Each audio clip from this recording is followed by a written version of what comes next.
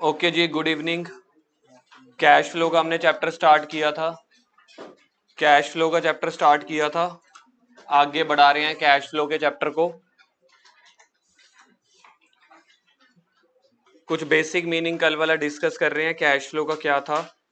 एक time period था जहां पे हमने कैश का चेंज देखना है। ठीक है, तो कल हमने एक डेटा लिया था, फॉर एग्जांपल 1/4/21। इसका एक साल बताना कहाँ पे खत्म होगा। चलो जी जल्दी से अपना ट्रैक मोड ऑन करो जल्दी से। 31/3/22। अब मुझे ये देखना है इस पूरे एक साल में, इस पूरे एक साल में ईशान जी अब यहाँ पे ध्यान दो, ठीक है। एक साल में मेरा कैश में कितना चेंज हुआ है। कैश के चेंजेस को कैसे निकालते हैं? सिंपली जैसे प्रॉफिट निकालते थे, incomes minus expense. P and L account में हम इनकम निकालते थे, ठीक है जी। कल हमने डिस्कस किया था पी एंड एल अकाउंट में इनकम्स निकालते हैं, नेट प्रॉफिट निकालते हैं, इनकम्स माइनस एक्सपेंस। सेम ही कैश फ्लो स्टेटमेंट में बनाना है, लेकिन वहां पे इनकम माइनस एक्सपेंस की जगह बन जाता था cash inflow minus cash outflow. Cash inflow minus cash outflow. For example पूरे साल में मेरे पूरे बिजनेस में, ठीक है जी, 2 करोड़ का कैश इनफ्लो हुआ है। मतलब 2 करोड़ की सेल या रेंट रिसीव या इंटरेस्ट रिसीव या कमीशन रिसीव, जो भी है पैसा आया है कैश में। वो कैश के अंदर सिर्फ कैश नहीं है, 7 चीजें हैं। कैश एक छोटी सी आइटम नहीं है। कैश कैश के अंदर और भी बड़ा सारी चीजें हैं, cheque, demand draft, short term investment, ये सारी चीजें।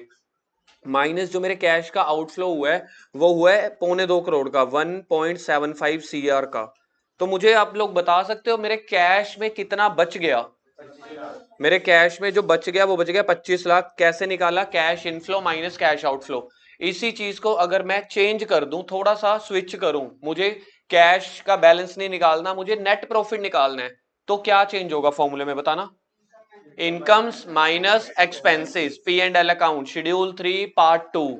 शेड्यूल 3 पार्ट 2 होता था, बैलेंस शीट शेड्यूल 3 पार्ट 1 होता था। तो अब मुझे ये 25 लाख देखना है कि 25 लाख मेरे पास बच गया है या मैं माइनस में गया हूं, देखना। आया कितना था, गया कितना? 1,75,00,000। तो 25 लाख जो है वो बच गया, इसको बोलते हैं net increase in cash. Net increase in cash मतलब जो बच गया, मतलब अल्टीमेटली आंसर पॉजिटिव में आया है। अब इसमें मेरे को ना ऐड करना पड़ेगा ओपनिंग कैश। समझ लो ओपनिंग कैश मेरे पास ऑलरेडी 8 लाख का पड़ा था। क्या मुझे बता सकते हो 31/3/2022 को मेरे पास अब टोटल कितने का कैश मेरे बैंक अकाउंट या मेरे घर पे पड़ा होगा मेरी दुकान में? 25 लाख दुकानदारी से बचाया मैंने। 25 लाख प्रॉफिट है कि कैश है? क्या प्रॉफिट और कैश सेम चीज होती है? पक्की बात है। प्रॉफिट हो सकता है आपके पास लाखों में हो, लेकिन अगर आपने सारा सामान उधार पे बेचा हो तो सेल तो कुछ हो ही नहीं, पैसा तो मिला नहीं। तो हो सकता है आपका कैश जीरो हो, even then you are earning the profit because your sale is on credit basis. तो उस केस में प्रॉफिट अलग होगा, कैश अलग। अब इस क्वेश्चन में बताना मेरे पास कैश में कितना पैसा ज्यादा आ गया चेंज। कैश का चेंज कितना है? 25 लाख। 2 करोड़ आया था, 1,75,00,000 चला गया सामान बनाने में, बेचने में, सैलरी वेजेस देने में। और 2 करोड़ कहां से आया होगा? कस्टमर को सामान बेच के कुछ इंटरेस्ट मिला होगा, कुछ कमीशन मिली होगी, कोई एसेट बेची होगी, वहां से कैश मिला होगा। ठीक है जी, तो 25 लाख बच गया। अब मैं देखना चाहता हूं पूरे साल में तो 25 लाख का चेंज आया है। 1/4/21 को 8 लाख रुपए पहले से पड़ा था, 25 लाख दुकानदारी से आ गया। तो टोटल देखा जाए मेरे पास कितना पैसा होगा अब मैं आपको एक चीज फिर से बोल रहा हूं, क्या 33 लाख मेरा प्रॉफिट है कि नहीं? पक्की बात है। क्या इस क्वेश्चन में कहीं पे आपको प्रॉफिट दिख रहा है? तो प्रॉफिट में भी डिफरेंट है ना, कुछ और हो सकता है, मुझे उस पर नहीं जाना। मेरा चैप्टर कैश फ्लो है। अच्छा, कल वाली और चीजें डिस्कस करते हैं। अब यहां पे मेरा क्लोजिंग कैश कितना बचा, एक बार फिर से बोलना। क्या आप क्लोजिंग कैश का फॉर्मूला बोल सकते हो? Opening cash plus changes in cash during the year. तो अगर मुझे देखना जाए, अगर मेरे को स्टेटमेंट वाइज लिखना पड़े, तो चेंजेस इन कैश, ये कौन सा चेंज हुआ है, इंक्रीज या डिक्रीज? तो इंक्रीज इन कैश कितना था? 25 लाख। प्लस ऐड कर दो इसमें ओपनिंग कैश कितना था। क्लोजिंग कैश का फॉर्मूला क्या बना? क्लोजिंग कैश का फॉर्मूला क्या बना? Increase in cash is equal to closing cash. अब क्वेश्चन देखो, अगर मैं अब आपको पहले एक बार के लिए 10 सेकंड के लिए क्वेश्चन बताऊं, पेपर में ना क्वेश्चन जो आएगा जो बड़ा क्वेश्चन आना है 6 नंबर का, उसमें 2 बैलेंस शीट दी होंगी। बैलेंस शीट का फॉर्मेट एक बार मन में बसाना, समझ में आता है? Particular, note number, current year, previous year. क्या बैलेंस शीट का फॉर्मेट यही होता है कंपनी की बैलेंस शीट का? Particular, note number, current year, previous year. Current year और प्रीवियस ईयर में से क्लोजिंग बताओ, ओपनिंग बताओ, कौन सा बना? प्रीवियस ईयर वाला ओपनिंग हो गया, करंट ईयर वाला क्लोजिंग हो गया। तो मुझे क्लोजिंग और ओपनिंग दोनों के कैश दिए होंगे जो आपकी स्क्रीन पे है सामने।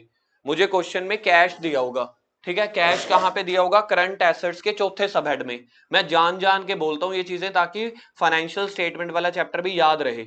फाइनेंशियल स्टेटमेंट में करंट एसेट्स के अंदर 6 सब हेड होते थे। पहला शॉर्ट टर्म इन्वेस्टमेंट, जिसको हम करंट इन्वेस्टमेंट बोलते थे। सेकंड होता था इन्वेंट्रीज, उसके अंदर 6 आइटम्स आती थी। तीसरा होता था ट्रेड रिसीवेबल, जिसमें 2 आइटम्स आती थी सिर्फ। चौथा होता था cash and cash equivalent. Financial statement के चैप्टर में कैश एंड कैश इक्विवेलेंट में 4 चीजें आती थी। इस चैप्टर में कैश एंड कैश इक्विवेलेंट में 4 + 3 7 आइटम्स आती हैं। तो वो जो कैश एंड कैश इक्विवेलेंट है हमारी करंट एसेट का चौथा सब हेड, उसका ओपनिंग और क्लोजिंग बैलेंस दोनों क्वेश्चन में गिवन होंगे। क्या आपको ये मेरी बात समझ में आई है? मैंने ट्राई किया, मैं चाइनीज ना बोलूं, स्पेनिश ना बोलूं, बड़ा इजी बोला मैंने। क्वेश्चन में बैलेंस शीट गिवन होगी। बैलेंस शीट में एसेट लायबिलिटी गिवन होते हैं। एसेट में नॉन करंट एसेट होगा, नीचे करंट होगा। करंट एसेट में कैश दिया होगा, करंट ईयर का भी, पिछले साल का भी। पिछला यानी कि ओपनिंग, करंट यानी कि क्लोजिंग। इतनी बात समझ में आती है? तो समझ लो करंट ये वाले दोनों बैलेंस दिए होंगे। 8 लाख पिछला, 33 लाख अब का। क्या मुझे बता सकते हो 8 लाख से 33 लाख में कितना चेंज हुआ है? तो ये मेरा पेपर में आंसर आने वाला है। मैंने आपको याद है कल कहा था इस क्वेश्चन की एक ब्यूटी क्या है कि इसमें आंसर क्वेश्चन के बीच में ही होगा। और हम एक ऐसी ट्रिक बनाएंगे कि जैसे ही मुझे क्वेश्चन मिलेगा मैं आंसर पहले ही साइड पे लिख लूंगा कि मेरा आंसर ये आना चाहिए। कितना आंसर आना चाहिए? अगर 25 लाख आपका आंसर नहीं आया तो समझ लेना आपके क्वेश्चन गलत है। So simple.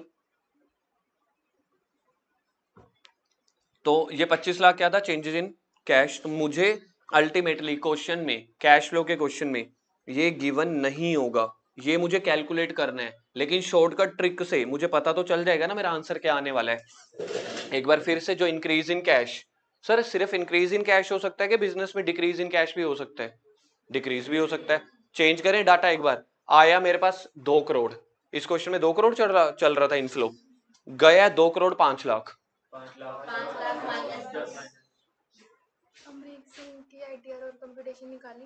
निकाली नहीं है आप लोग ने, आप निकाल लो सारी।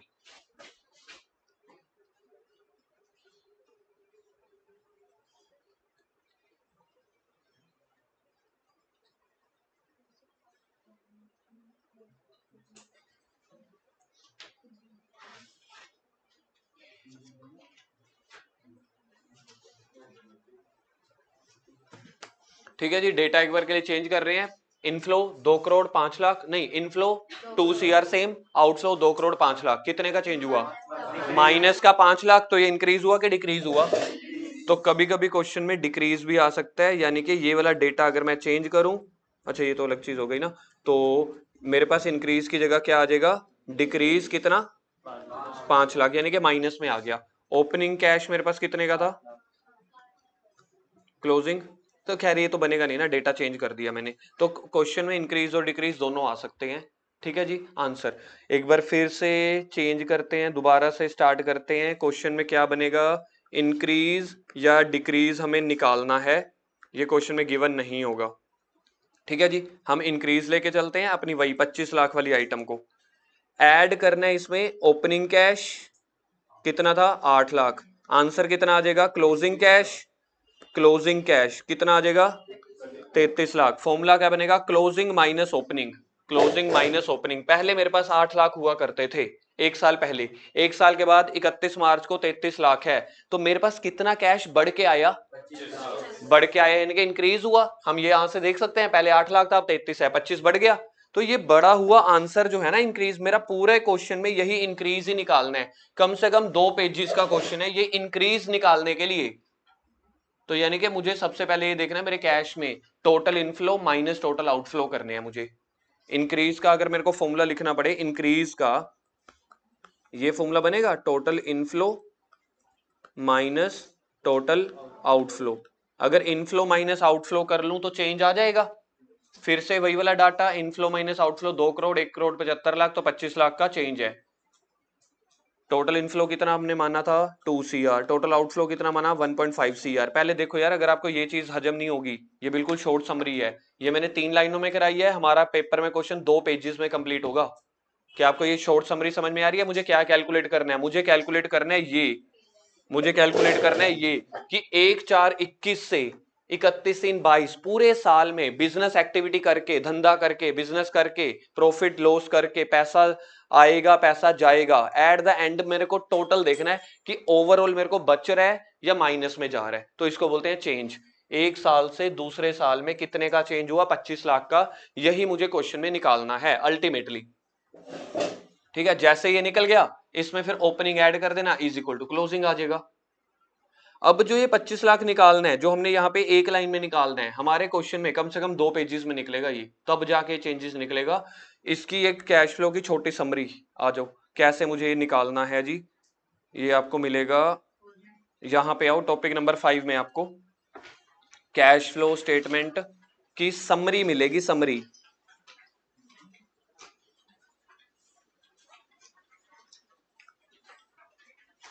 देखो जी, cash flow statement topic number 5 मिलती है समरी आपको। ये जो मुझे चेंज निकालना है ना कैश का, कैश में कितनी आइटम्स आती हैं? कैश में कितनी आइटम्स आती हैं? टोटल आती हैं 7 items. Cash in hand, cash at bank, ये अपना, ये आ जाओ टॉपिक 6 पे आ जाओ। पहले एक बार कैश की आइटमें याद करें, अगले पेज पे है ना, टॉपिक 6 पे cash in hand, cash at bank. देखना क्या नहीं लिखा हुआ मैंने, 7 थे ना, कल हमने 7 याद किए थे। हमने 6th पॉइंट में चेक और डिमांड ड्राफ्ट को इकट्ठा लिख दिया है, तो अल्टीमेटली तो 7 हो गए। Cash in hand, cash at bank, checks in hand, draft in hand या चेक या ड्राफ्ट डिमांड, 4। फिर उसके बाद short term investment, current investment, marketable securities, ये तीनों का ओवरऑल सेम मीनिंग होता है। ऐसे शेयर्स है, ऐसी एफडी जो आप कल को जाके तुड़वा लो, जो मोर लिक्विडेट है। लिक्विडेट मतलब जितनी जल्दी कैश मिल जाएगा। तो मुझे अब ये चेक करना है एक साल से दूसरे साल में कितना कैश चेंज हुआ, क्या सिर्फ कैश या सातों आइटम्स? सातों आइटम्स का टोटल मिला के। अब यहां से कहानी शुरू होती है, जो आपको कैश में चेंजेस देखने हैं ना। अब जो AS3 है, इनडायरेक्ट मेथड, वो कह रहा है कैश फ्लो आपको ना 3 कैटेगरी में देखना है। यहां तो तरुण सर ने बड़ा सिंपल समझा दिया, इस टाइम पीरियड से इस टाइम पीरियड में 25 लाख रुपए का मेरा कैश बढ़ा है मेरे बिजनेस में, 25 लाख का कैश बढ़ा है। लेकिन उस कैश को बढ़ने में ना बिजनेस में 3 कैटेगरी के हिसाब से आपने चेक करना है। एक कैश वो जो मेरा दुकानदारी से बढ़ा हो, सिर्फ दुकानदारी से। दुकानदारी समझते हो? सामान खरीदना, बेचना, वेजिस पे करना, सैलरी पे करना, कस्टमर से मिलना, डेटर से पैसा मिलना, क्रेडिटर को देना। इंटरेस्ट कभी भी दुकानदारी का पार्ट नहीं होता। अगर मैं दुकान आज बंद कर दूं, 2 करोड़ की FD करा लूं, इंटरेस्ट आता रहेगा। Interest never match with my business. Interest कभी भी बिजनेस का पार्ट नहीं होता, वो पार्ट टाइम है। आपकी दुकानदारी ना चले, इंटरेस्ट तो मिलता रहेगा। तो हमें 3 तरह की कैटेगरी में कैश देखना है कि एक साल में कैश जो मेरा चेंज हो रहा है, जो बदल रहा है, या तो बढ़ रहा होगा या कम हो रहा होगा। अगर किस्मत बड़ी अच्छी हुई तो 0 हो रहा होगा। ये 3 चीजें हो सकती हैं। तो 0 वाला ज्यादातर आता नहीं है, तो या तो पैसा बढ़ रहा होगा या कम हो रहा होगा। हम पॉजिटिव लेके चलते हैं, मेरा पैसा बढ़ रहा है। तो क्वेश्चन कहता है, हमें AS3 ने गाइड किया कि आपको 3 पैरामीटर पे ये कैश के चेंजेस देखने हैं। पहला, दुकानदारी से कितना आपका कैश बढ़ा। फॉर एग्जाम्पल मैं अब आपको एक बात बताता हूं, मेरे बिजनेस की सेल हुई है 7 लाख रुपए की, पूरे साल की सेल कुछ भी नहीं है भाई, इतने में तो दुकानदार बैड डेट्स हो जाता है। ठीक है, इतनी सेल तो नॉर्मली सीजन के टाइम पे कपड़े वाले 1 हफ्ते की करते हैं। 7 लाख की सेल जो एक चली, वो आगम को देख रहे हैं। बात सही है, तेरे को देखना भी चाहिए, प्रैक्टिकली तो ये बात बनी ना। पर मैं कपड़े वाले इनको नहीं कह रहा, मैं तो बाकी मार्केट में कह रहा हूं। एक चली चलाई दुकान सर्दियों वाले टाइम पे, करवे वाले टाइम पे, एक दिन की 1 लाख रुपए सेल निकालता है सही मायने में। मिठाइयों वाली दुकान 1 लाख रुपए सेल निकालते हैं। ठीक है जी। कौन? अच्छा, चलो। तो अब 7 लाख रुपए की बिजनेस में पूरे साल की सेल है। अचानक से मैंने वही जो गुडविल में एग्जांपल दिया था, मैंने दिवाली बम्पर लॉटरियां खरीद ली, दिवाली बम्पर, राखी बम्पर, मेरी 1 करोड़ की टर्नओवर की लॉटरी निकल गई, पैसा मिला। मुझे बताओ, ये दोनों ही मेरे कैश के प्लस वाले पॉइंट हैं। 7 लाख मुझे कस्टमर से मिला तो cash inflow, lottery income cash inflow. मुझे बताओ दुकानदारी से कौन सा पैसा मिला है? तो यानी कि आपको अकाउंटिंग स्टैंडर्ड जो पहला आपके ऊपर ड्यूटी डाल रहा है, कह रहे हैं 3 कैटेगरी में आपको कैश इनफ्लो और आउटफ्लो पहचानना है।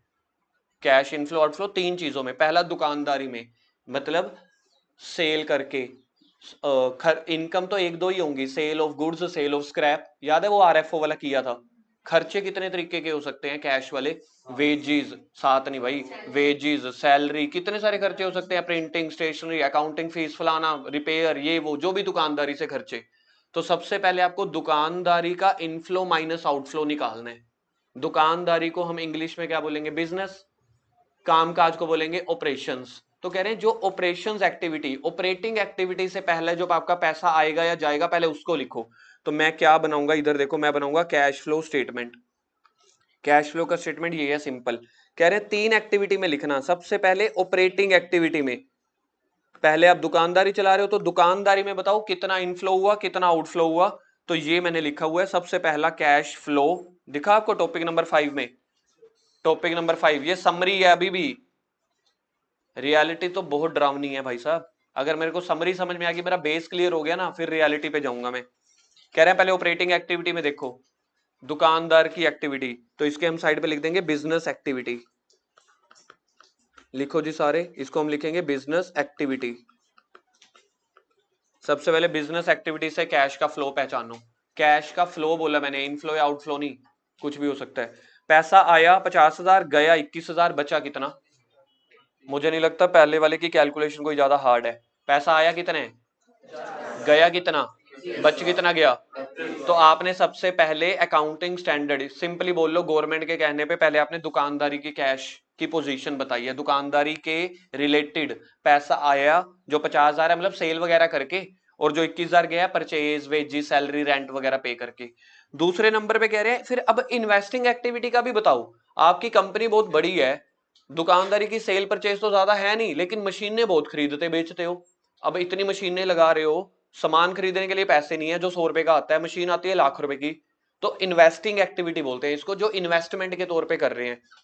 तो इन्वेस्टिंग एक्टिविटी में हम देखेंगे एक तो पीपीई, प्रॉपर्टी प्लांट इक्विपमेंट, या देखेंगे नॉन करंट इन्वेस्टमेंट। सर ये सुने सुने लग रहे हैं। फर्स्ट मेजर हेड के फर्स्ट सब हेड और सेकंड सब हेड का नाम है ये, PPE and IA non current investment. यहाँ पे मैंने सब हेड नहीं लिखा, किसी को पता लगा ये मैंने क्या लिखा? Asset side non current asset. Non current asset में 5 सब हेड होते थे, याद करके देखें। पहला तो सामने ही लिख दिया मैंने, पीपी एंड आईए। दूसरा नॉन करंट इन्वेस्टमेंट, तीसरा डेफर्ड टैक्स एसेट, चौथा लॉन्ग टर्म लोन्स और एडवांसेस, पांचवा अदर नॉन करंट एसेट्स। ठीक बोले मैंने? प्रोविजन लाइबिलिटी में होते हैं। तो ये मैंने 5 बोले हैं नॉन करंट एसेट्स के, PP and IA, non current investment, deferred tax asset, long term loans और advances, other non current asset. तो कह रहे हैं जो नॉन करंट एसेट में पहले दो है ना, PP and IA, tangible intangible and non current investment, इन दो चीजों से लेके जो कैश इनफ्लो और आउटफ्लो होगा उसको बोलेंगे इन्वेस्टिंग एक्टिविटी। तो अब आप सोचो पीपीई की एग्जांपल्स देना मुझे, पीपीई की कोई 5-6 example. Plant, machinery, land, building, equipments. बिल्कुल ठीक है। आईए की एग्जांपल्स देना, goodwill, patent, trademarks, copyright. Okay है यहां तक भी? और नॉन करंट इन्वेस्टमेंट की एग्जांपल कोई ऐसी एफडी इन्वेस्टमेंट जो 12 महीनों से ज्यादा टाइम के लिए रखी हो। तो in long term shares, long term FD, ये सब चीजें, लॉन्ग टर्म गवर्नमेंट सिक्योरिटीज, ये सब चीजें। तो इन दोनों से रिलेटेड, ये दो आइटम से रिलेटेड, कौन से दो आइटम्स? टेंजिबल इंटेंजिबल एसेट्स और इन्वेस्टमेंट। इससे रिलेटेड अगर आपकी दुकानदारी में पैसा आ रहा है या जा रहा है, जाएगा कैसे? मैंने मशीन खरीदी, पैसा जा रहा है। मैंने इक्विपमेंट्स खरीदे, पैसा जा रहा है। अब आपसे पूछता हूं, देखना दिमाग घुमाता हूं मैं अब आपका। मैंने इन्वेस्टमेंट करी, पैसा आएगा या जाएगा? सोच लो। मैंने इन्वेस्टमेंट खरीदी है, इन्वेस्टमेंट करने से फ्यूचर का छोड़ो, अभी के लिए इन्वेस्टमेंट, यानी कि जब मैं एफडी करूंगा या नॉन करंट इन्वेस्टमेंट खरीदूंगा, हमें लगता है कि यार अच्छी बात है इन्वेस्टमेंट करी है, अच्छी बात है, लेकिन कैश के एंगल से सोचोगे तो पैसा जा रहा है। तो समझ में आ गया ये? अब इन्हीं दोनों आइटम्स में पैसा आने की एग्जांपल आप लोग बोलना। इन्वेस्टमेंट बेच दी, एक हो गया। एसेट बेच दी, दूसरा हो गया। तीसरा, अगर मुझे एसेट्स बेच के कोई प्रॉफिट हो रहा है, वो तो चलो एसेट्स की वैल्यू में ही आ जाएगा। जैसे समझ लो 1 लाख वाली चीज 1,20 में, 1 लाख वाली मशीन 1,20 में बेची, कितना पैसा आया? एक बार फिर से, 1 लाख की, मेरा 1 लाख का टीवी था, मैंने 1,20,000 का बेचा, कितना पैसा आया? क्या 1,20 में प्रॉफिट भी जुड़ा हुआ है? यस, जुड़ा हुआ है। इसलिए हम यहाँ पे 120 ऐड करते हैं कैश इन्वेस्टिंग एक्टिविटी में, इनफ्लो 120। बच्चे कहते हैं ना सर प्रॉफिट का क्या हुआ? भाई प्रॉफिट आपके उसी कैश में ही है। दूसरा एग्जांपल सुनो, 2 लाख का टीवी, 2 लाख का मशीन 1.5 लाख में बेची, कितना पैसा आया? एक बार फिर से, 2 लाख वाली चीज 1.5 लाख में बेची, कितना पैसा आया? 1.5 लाख में लॉस भी इंक्लूड है? The answer is yes, loss include है, क्योंकि 2 लाख में वाली चीज आपने जब 1.5 लाख में बेची तो लॉस कंसीडर हो गया ना उसमें, तो यानी कि यहां के प्रॉफिट लॉस कंसीडर हो गए। तीसरा एग्जांपल सुनो, मैंने एफडी कराई, नॉन करंट इन्वेस्टमेंट, बताना इनफ्लो के आउटफ्लो? एफडी करवाई है, इनफ्लो के आउटफ्लो? 1 साल के बाद, मतलब मैंने कराई है 20 लाख की एफडी, 8% उसके ऊपर इंटरेस्ट है, 8%। 20 लाख की एफडी, 8% इंटरेस्ट। मुझे बताओ इंटरेस्ट मिलेगा या देंगे? एफडी मैंने कराई है, पैसा मैंने लगाया, इंटरेस्ट मिलेगा। 8 लाख का, सॉरी 20 लाख का 8%, 160। ये पैसा आ रहा है कि जा रहा है? वो भी इन्वेस्टिंग एक्टिविटी में ऐड करना पड़ेगा अगर मिल गया तो। अगर एक्रूड हुआ, एक्रूड का मतलब बन गया लेकिन अभी मिला नहीं, फिर नहीं करेंगे। चैप्टर कौन सा है आपका? इसमें इनकम देखनी है कि कैश देखना है? कैश बेसिस फॉलो करना है या एक्रूअल? तो यानी कि अगर आपको एक्रूड इंटरेस्ट है, कुछ बैंक वाले कह रहे हैं भैया इंटरेस्ट बन गया आपका, 2 महीने बाद या 1 महीने बाद आपके खाते में डालेंगे, लेकिन आज 31 मार्च को मिला तो नहीं ना, तो नहीं ऐड करना। तो इन्वेस्टिंग एक्टिविटी हमारा दूसरा कैटेगरी है, जो गवर्नमेंट ने बोला कि जो बड़े बड़े काम करते हो उससे रिलेटेड पैसा आएगा और जाएगा, वो दुकानदारी में मत लिखना। दुकानदारी में कौन से लिखना है? ऑपरेटिंग एक्टिविटी में अपने सेल परचेज वाले। जो मशीनों वाले हैं, इन्वेस्टमेंट वाले हैं, सिर्फ ये 2 चीजें याद रह जाएंगी। कौन कौन सी? पीपीई वाले, पीपीई में 2 चीजें आ गई, टेंजिबल और इनटेंजिबल बोथ। अब मुझे बताओ यहां पे पहली और दूसरी कैटेगरी समझ में आ गई है? अब मैं आपसे क्वेश्चन पूछता हूं 2, आप लोग मुझे बता देना कि किस कैटेगरी में आई शुड राइट। मैंने सामान बेचा, स्टॉक, पैसा आएगा या जाएगा? स्टॉक बेचा, पैसा आएगा या जाएगा? इनफ्लो या आउटफ्लो? ये क्लियर हो गया। पहले मुझे हमेशा कैश फ्लो के चैप्टर में इनफ्लो आउटफ्लो पहचानना है, जो मुझे लगता है बच्चों वाली बात है भाई साहब। अगर मुझे ट्रांजैक्शन लिखी हुई है ये तो मैं सोच ही सकता हूं पैसा आ रहा है कि जा रहा है। सेकंड, आपको टेक्निकल सोचना है, वो मैं मानता हूं। पहला बेस सोचना है पैसा आ रहा है कि जा रहा है। दूसरा बताओ किस कैटेगरी में आ रहा है? ऑपरेटिंग में। क्यों? क्योंकि ऑपरेटिंग एक्टिविटी क्या कहता है? दुकान, बिजनेस से रिलेटेड। मैंने इक्विपमेंट्स बेचे, इनफ्लो या आउटफ्लो? ये अब चीज याद रखना, मैं जितने भी क्वेश्चन पूछूंगा पहला आपका आंसर होना चाहिए इनफ्लो आउटफ्लो के कंसर्न में, दूसरा होना चाहिए एक्टिविटी के कंसर्न में। ठीक है, इक्विपमेंट बेचे ऑपरेटिंग में या इन्वेस्टिंग में? क्योंकि मेरा इक्विपमेंट बेचने का काम नहीं है, इसलिए वो इन्वेस्टिंग में, एसेट में आएगा।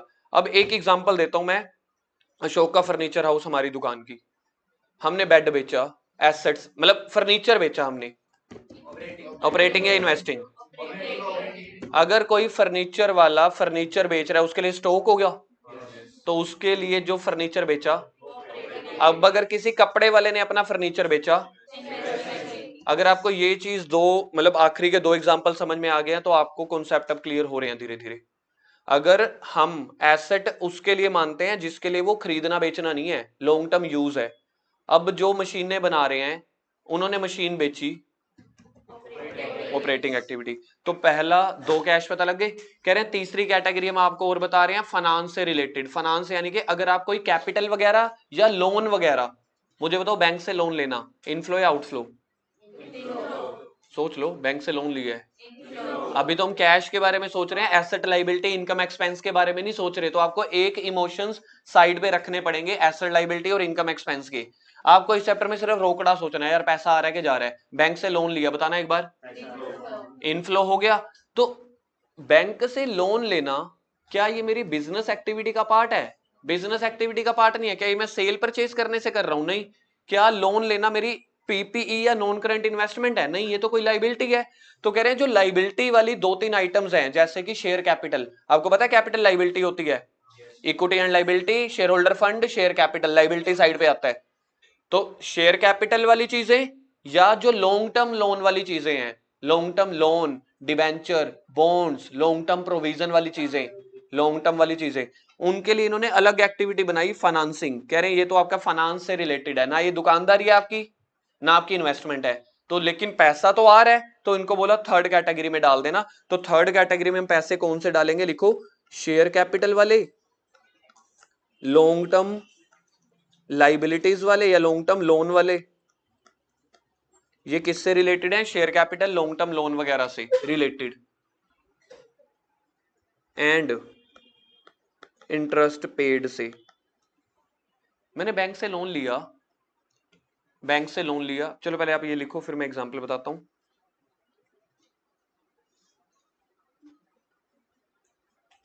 दो तीन छोटे छोटे एग्जांपल बता रहा हूं, ठीक है, पूछ रहा हूं, मुझे बताना। मैंने बैंक से ना, इधर देखो, बैंक से लोन टेकन है, लोन लिया 2 लाख रुपए का। पहले बताओ इनफ्लो क्या आउटफ्लो। अब मुझे 3 एक्टिविटीज में ही लिखना है बस। अब याद रखना मेरे पास इनके अलावा और कोई ऑप्शन नहीं है, फाइनली ये 3 ही है। अगर हमारे अकाउंट्स ने बनाया तो उसने सारी आइटम पूरे बिजनेस की इन्हीं 3 कैटेगरी में समेट के रख दिया है। There is no fourth option. इतना क्लियर हो गया। मैंने लोन लिया, जल्दी बताओ इनफ्लो, किस कैटेगरी में लिखूं, फाइनेंसिंग एक्टिविटी में मैं लोन को इंटरेस्ट ऑन, ये लोन को प्लस करूंगा क्योंकि पैसा आ रहा है।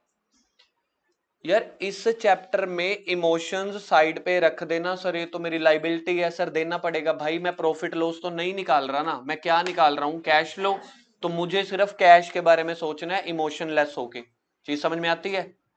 तो लोन से पैसा आया, क्या लोन के ऊपर इंटरेस्ट लगेगा, 12% इंटरेस्ट लिया बैंक ने, बताओ पैसा आया कि गया। लोन के ऊपर इंटरेस्ट लगा, पैसा आया या गया, 12% बना 24,000, प्लस या माइनस। तो इधर देखो, मुझे फाइनेंसिंग एक्टिविटी में 2 लाख प्लस करना पड़ेगा, 24,000 माइनस।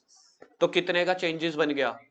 ठीक है, दूसरा एग्जांपल सुनो। मैंने 1 lakh debenture 10%, 1 lakh debentures, data समझ लेना यार थोड़ा जल्दी, 10 रुपए का एक है, ठीक है, कितनी होगी टोटल 10 लाख।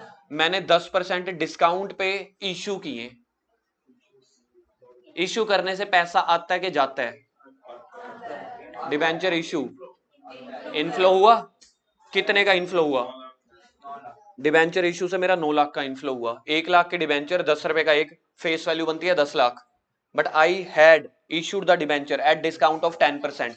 चाहे अब 10 रुपए का ले लो, 9 रुपए बना के 1 लाख से मल्टीप्लाई कर दो, नहीं तो पूरे 10 लाख में से 10% 9 लाख आया। ठीक है, इसके ऊपर डिबेंचर के ऊपर इंटरेस्ट दिया 12%, प्लस या माइनस, बताओ कितना। चलो 10%, अब बताओ कितना, 90,000 इज द टोटली रोंग, बेहिया शब्द नहीं आ रहा, केड़ा वाहियात आंसर। इंटरेस्ट लगता है हमेशा फेस वैल्यू के ऊपर, फेस वैल्यू थी 10 लाख, 10 लाख का 10%, तो ये बना आपके पास अल्टीमेटली 8 लाख बचा। पहले तो आपने 1 लाख का वो डिस्काउंट दे दिया, फिर 1 लाख रुपए का इंटरेस्ट बांट दिया। इंटरेस्ट हमेशा लगता है फेस वैल्यू के ऊपर, ये पॉइंट हमेशा इंटरेस्ट वाला आपको तंग करेगा। अगला पॉइंट, अगला पॉइंट, यही वाले डिबेंचर, यही वाले सेम डिबेंचर मैं अब रिडीम करने जा रहा हूं 15% प्रीमियम पे। अब बताओ रिडीम, पैसा आएगा कि जाएगा, कितना जाएगा, इजी कर देता हूं 20% प्रीमियम, और बताओ, इजी कर दिया। 10 लाख के डिबेंचर थे, 9 लाख आया था, 20% रिडम्पशन प्रीमियम 12 लाख, बिल्कुल सही आंसर है 12 लाख माइनस का। क्योंकि जो भी ये प्रीमियम डिस्काउंट इंटरेस्ट होते हैं, एक ही बार याद कर लो, कुछ भी परसेंटेजेस हैं, प्रीमियम डिस्काउंट और क्या बोला था, डिस्काउंट प्रीमियम इंटरेस्ट रेट, सारे फेस वैल्यू पे कैलकुलेट होते हैं। सिर्फ एक चीज ही है हमारे पूरे बिजनेस वर्ल्ड में जो प्रीमियम फेस वैल्यू पे कैलकुलेट नहीं होती, वो होती है कमीशन। जितने का बेचोगे, चाहे 8 लाख वाला बेचा तो 8 लाख पे लगेगी। ठीक है जी, तो ये चीजें समझ में आ गई। तो फाइनेंसिंग एक्टिविटी वाले में, अच्छा अगला एग्जांपल सुनो। मैंने शेयर कैपिटल इश्यू की, पैसा आएगा कि जाएगा, शेयर कैपिटल इश्यू करने से फर्स्ट एंट्री बताओ, शेयर कैपिटल वाले चैप्टर में ले गया मैं आपको, bank account debit to share application, तो पैसा आ रहा है। तो शेयर कैपिटल वाले पैसे किस कैटेगरी में लिखो, 1 2 3, क्या वो मेरा ऑपरेटिंग एक्टिविटी है, बिजनेस एक्टिविटी नहीं, क्या वो इन्वेस्टमेंट है, नहीं, तो ये मेरी शेयर कैपिटल और लोन वाली। तो पैसा आएगा इश्यू ऑफ शेयर वाला, कहां पे आएगा, फाइनेंसिंग एक्टिविटी में, प्लस इसके ऊपर मुझे देना पड़ता है डिविडेंड, डिविडेंड बांटना पड़ता है हर साल, आउटफ्लो, तो माइनस कर देंगे डिविडेंड। तो मैंने यहाँ पे आपको क्या लिखवाया, share capital, long term loan and interest paid comma dividend paid. ये वाली सारी एक्टिविटी जाएंगी आपकी फाइनेंसिंग से। नहीं याद रहता ना, तो आप सोचो डिविडेंड किसके ऊपर देते हैं, शेयर कैपिटल वालों को देते हैं ना, शेयर कैपिटल खुद कहां पे आता है? फाइनेंस में, तो डिविडेंड भी जाएगा फाइनेंस में। ऊपर वाले में हमने लिखा था पीपीई एंड आईए और एनसीआई, और इसके साथ लिखेंगे एंड इंटरेस्ट रिसीव्ड। जो नॉन करंट इन्वेस्टमेंट के ऊपर मुझे इंटरेस्ट मिलेगा, तो नॉन करंट इन्वेस्टमेंट कौन सी एक्टिविटी में आता है? इन्वेस्टिंग में, तो उसका इंटरेस्ट भी इन्वेस्टिंग में आएगा। चलो जी, अब करते हैं इसको समरी को खत्म 5-10 सेकंड के अंदर ही। ऑपरेटिंग एक्टिविटी में कितना पैसा आया है, जल्दी बोलो। नहीं, ऑपरेटिंग एक्टिविटी में कितना पैसा आया? 50,000। कितना गया है, कितना बच गया? तो उस 29,000 को बाहर लिख देंगे नंबर 1 डाल के। ओके है। एक्टिविटी नंबर 2 कौन सी होती है? इन्वेस्टिंग। कितना पैसा आया है, कितना पैसा गया है? अल्टीमेटली 9,000 माइनस का, तो सेकंड का आंसर माइनस में आ रहा है। तीसरा फाइनेंसिंग एक्टिविटी, कितना पैसा आया है, कितना गया है, कितना बच गया?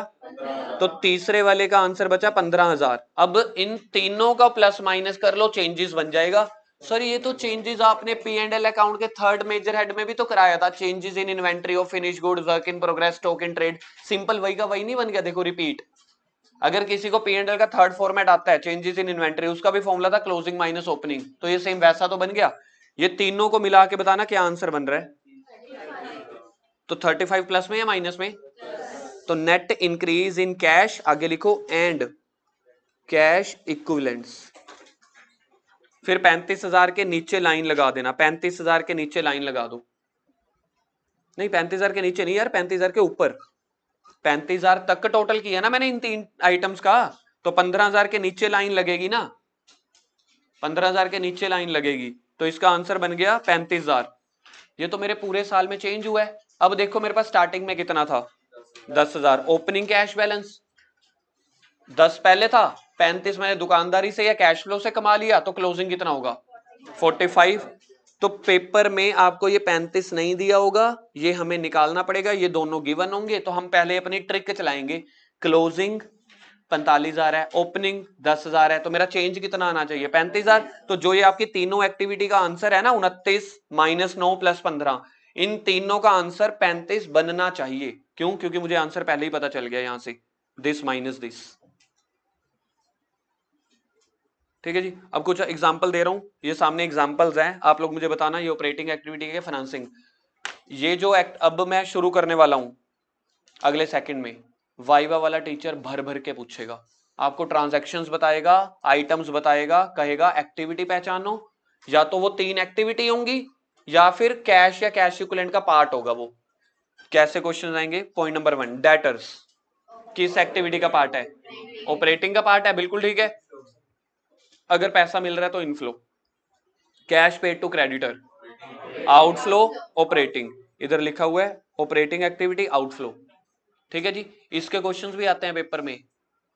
ये जो हम कर रहे हैं सीधा बोर्ड एग्जाम कर रहे हैं और वाइवा कर रहे हैं, जो भी सामने चल रहा है, बेस खत्म हो गया है, एग्जाम्पल चल रही है। तीसरा loan taken, loan taken financing activity पैसा, इनफ्लो या आउटफ्लो? इनफ्लो। चेक को डिमांड ड्राफ्ट, यानी कि ये 3 एक्टिविटी का पार्ट नहीं है। ये जो आपकी फोर्थ आइटम्स नहीं होती थी कैश में क्या क्या आता है, तो फोर्थ मेरे पास ये आ सकता है, चेक या डिमांड ड्राफ्ट। क्या है ये? Cash and cash equivalent. तो इसका कोई इनफ्लो आउटफ्लो नहीं होता, ये तो मेरा बैलेंस है, कितना पड़ा है मेरे पास। डिबेंचर इशूड, डिबेंचर क्या होता है? मेरा लोन इश्यू करने से पैसा आएगा या जाएगा? इनफ्लो की कौन सी एक्टिविटी है? एक बार दोबारा से पहले 5 देख लो, पहले एग्जांपल देखना, समझ में आ रहे हैं? और भी हैं पढ़े, आगे हैं पढ़े। चलो 6th, शेयर्स और डिबेंचर परचेज्ड, ये करेगा तंग। यहां पे मैंने परचेज किए हैं, किसी और कंपनी में पैसा लगाया है, किसी और कंपनी में पैसा लगाना आउटफ्लो होता है और ये इन्वेस्टिंग होती है। This is not financing. यानी कि जब जब हम कर्जा ले रहे हैं, मेरे को बताओगे, जब जब हम कर्जा ले रहे हैं दैट इज कॉल्ड फाइनेंसिंग, जब जब हम कर्जा दे रहे हैं इन्वेस्टिंग। फर्नीचर परचेज्ड, इन्वेस्टिंग का आउटफ्लो। मशीन सोल्ड, इन्वेस्टिंग का inflow. Loan repaid, loan repaid financing का आउटफ्लो। नेक्स्ट कैश सेल, जल्दी बोलो। यहां पे अच्छा इन्होंने टिक लगा दिया, ऑपरेटिंग का inflow. Cash received from trade receivable यानी कि डेटर, फर्नीचर परचेज्ड, इन्वेस्टिंग का आउटफ्लो, डिबेंचर परचेज्ड। फिलहाल के लिए एक बार के लिए मैं इनफ्लो आउटफ्लो छोड़ रहा हूं, अगले 10-20 सेकंड के लिए सिर्फ एक्टिविटी पहचाननी है। Debenture purchased, investing, cash paid to trade payable, repayment of loan, share capital issued, financing, debenture issued, ठीक है, debenture redeem, cheques in hand, कोई एक्टिविटी नहीं है, ये कैश एंड कैश इक्विवेलेंट का पार्ट है, इनफ्लो आउटफ्लो अपने आप वहां से कर लेना, ठीक है जी। तो उसके बाद अगला टॉपिक है difference between P and L account and cash flow, कल करा दिया था। पी एंड एल पहले बनता है या कैश फ्लो? कौन बनाता है? अकाउंटेंट। उसका पी एंड एल बनाने का पर्पस क्या है? प्रॉफिट और लॉस। कैश फ्लो बनाने का पर्पस क्या है? कैश बैलेंस या चेंजेस इन कैश चेक करना। मेथड कौन सा फॉलो होता है मेरा? इनडायरेक्ट मेथड या डायरेक्ट मेथड? Indirect method. ये प्रिपेयर्ड बाय अकाउंटेंट, ये लिखा ही हुआ है, चलो पिछली बार लिखवा दिया था मैंने। पी एंड एल अकाउंट का फॉर्मेट ऑलरेडी किया हुआ है।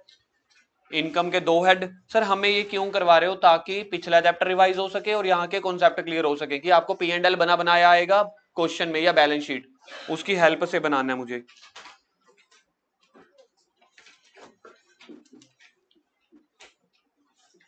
ये है जी आपका format of cash flow statement, learn and write in sequence. Indirect method as per AS3। अगर आप इसका फॉर्मेट देखोगे ना, चेक करो एक बार,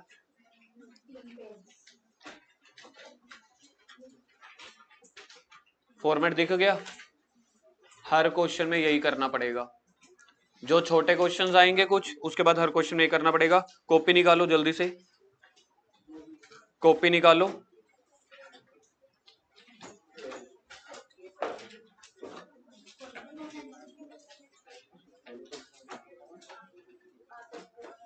चलो जी, क्वेश्चन नंबर 1, उसके बाद छुट्टी है। Question number 1,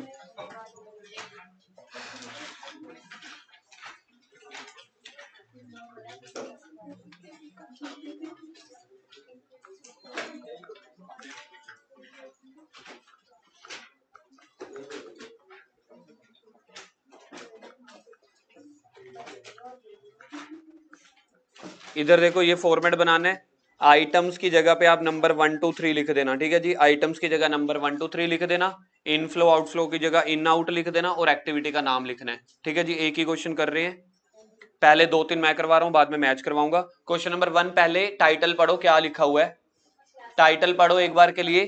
classify the following into operating, investing, financing and cash equivalent, यानी कि 4 चीजें पूछी हैं। सबसे पहला कैश सेल, तो पॉइंट नंबर 1 यहां पे लिख दो। आइटम में पहले तो है कैश सेल इन, और यहां पे operating.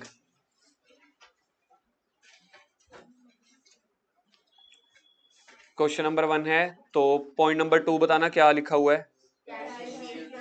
Cash received from trade receivable, inflow, inflow फिर से ऑपरेटिंग। तीसरी आइटम परचेज ऑफ बिल्डिंग, बता सकते हो? ये हो गया आउटफ्लो। कौन सी एक्टिंग है? बिल्डिंग है तो इन्वेस्टिंग एक्टिविटी। तो जल्दी से वाला क्वेश्चन खत्म करो।